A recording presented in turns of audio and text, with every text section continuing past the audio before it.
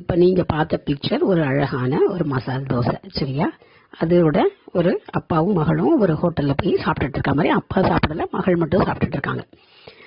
இதை பார்த்த உடனே ஒரு சின்ன ஸ்டோரி. ஒரு அப்பா வந்து என்ன பண்ணுறாரு, ஒரு ரொம்ப புவர் பேக்ரவுண்ட்லேருந்து வந்த ஃபேமிலி. அவர் ஹோட்டல் உள்ள வராரு. வந்ததுமே மசால் தோசை எவ்வளோ அப்படின்னு கேட்குறாரு. அவன் 50 rupees சார் அப்படின்னு சொல்கிறான் அந்த கடைக்காரன். உடனே அதை இதை திறந்து பார்த்துக்கிறாரு, பாக்கெட்டில் இருக்கா அப்படின்னு சொல்லி செக் பண்ணி பார்த்துட்டு, ஓகேப்பா ஒரு மசால் தோசை கொண்டு வா அப்படிங்கிறாரு. உடனே அந்த ஆள் வந்து மசால் தோசை கொண்டு வரோம், அந்த பாப்பாட்ட கொடுத்து சாப்பிடுக்கண்ணா அப்படின்னு சொல்கிறாரு. அந்த பாப்பா சாப்பிட்டுட்டே இருக்கு, சாப்பிட ஆரம்பிக்குது. அப்போ அவர் வந்து உங்களுக்கு என்ன சார் வேணும்னு, எனக்கு ஒன்றும் வேணாம்ப்பா, எனக்கு தண்ணி மட்டும் போதும் அப்படிங்கிறாரு. திருப்பி அவங்க வந்து கேட்குறான், இல்லை இட்லி எதாவது கொண்டு வரட்டுமா, இல்லை ஒரு சின்ன வடை எதாவது கொண்டு வரட்டுமா அப்படி இப்படின்னு சொல்லிட்டு. அவர் வந்து இல்லைப்பா வேணாம்ப்பா, நான் இதுக்கு மட்டும்தான் காசு வச்சுருக்கேன், என் குழந்தைக்கு வாங்கி தரணும்னு சொல்லிட்டு அதனால தான் கூப்பிட்டு வந்தேன் அப்படின்னு சொல்கிறாரு. திருப்பி போயிட்டான். அவனுக்கு மட்டும் என்னமோ மனசு ஒரு மாதிரி சர்வருக்கு, சரி என்ன பாவம் அவர் மட்டும் ஒன்றும் சாப்பிடாம இருக்காருன்னு சொல்லிட்டு. அப்புறம் அவன் வந்து திருப்பி கேட்குறான், என்ன சார் உங்கள் குழந்தைக்கு பர்த்டேவா, அது ரொம்ப அழகாக வேறு ட்ரெஸ் பண்ணி கூப்பிட்டு வந்திருப்பாரு அப்படின்னோடனே, இல்லைப்பா அவள் வந்து ஸ்கூல் படிக்கிறா, நான் வந்து என்ன சொன்ன அவகிட்ட, நீ ஃபர்ஸ்ட் மார்க் வாங்கினீன்னா உன்னை வந்து ஹோட்டல் கூட்டு போய் மசால் தோசை வாங்கி தருவேன், ஏன்னா அவள் ரொம்ப நாள் நச்சரிச்சுட்டு இருந்தா என்ன. அப்போ நான் சொன்னேன், நீ ஃபர்ஸ்ட் ரேங்க் வாங்க, நான் உன்னை கண்டிப்பாக கூட்டிகிட்டு போகிறேன்னு.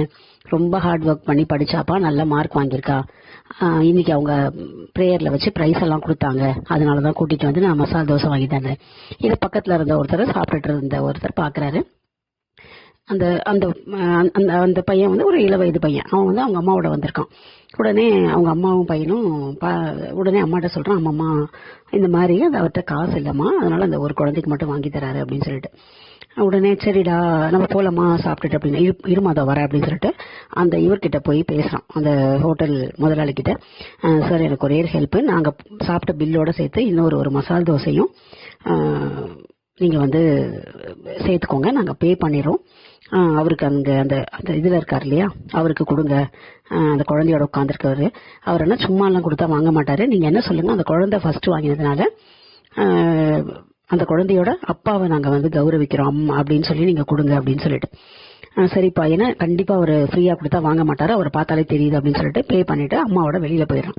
உடனே அந்த இவ என்ன பண்ணுறாரு, கொண்டு போய் கொடுக்க சொல்கிறாரு. அவர் கொண்டு போய், இல்லைப்பா நான் கேட்கலப்பா மசால் தோசை அப்படிங்கிறாரு.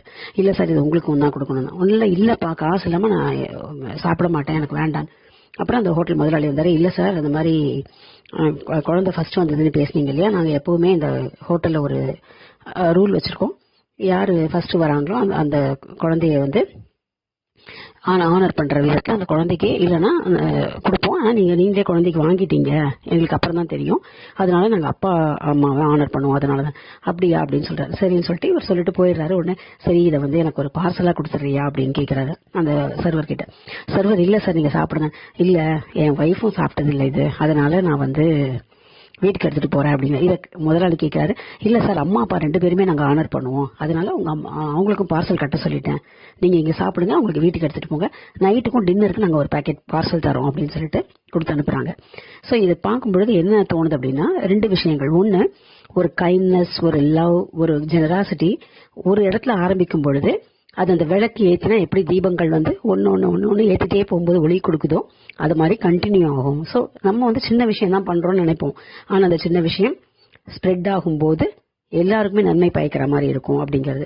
இன்னொன்று, குழந்தைகள் வந்து டீச்சர் மட்டும்தான் சொல்லிக் கொடுக்கணும், டீச்சர் மட்டும்தான் வந்து ஊக்குவிக்கணும்னு கிடையாது, பேரண்ட்ஸும் ஒரு சில வார்த்தைகள் சொல்லி ஊக்குவிக்கணும். அதாவது இது பண்ணால் இது வாங்கி தரேன் அந்த மாதிரி, அது வந்து கையூட்டு அந்த மாதிரி இதுவாக கொண்டு போகாமல், நீ உழைச்சா உனக்கு ஒரு நல்லது நடக்கும், நீ உழைச்சா வாழ்க்கையில் முன்னேறலாம், நீ உழைச்சா உனக்கு பிரைஸ் கிடைக்கும், அப்படி சொல்லி கொடுக்கும் பொழுது அந்த குழந்தைகள் அந்த இதை அடையிறதுக்காக, அந்த கோல், அந்த இலக்கை அடையணும்னு நல்ல ஹார்ட் ஒர்க் பண்ணுவாங்க அப்படிங்கிறதுக்கு தான்.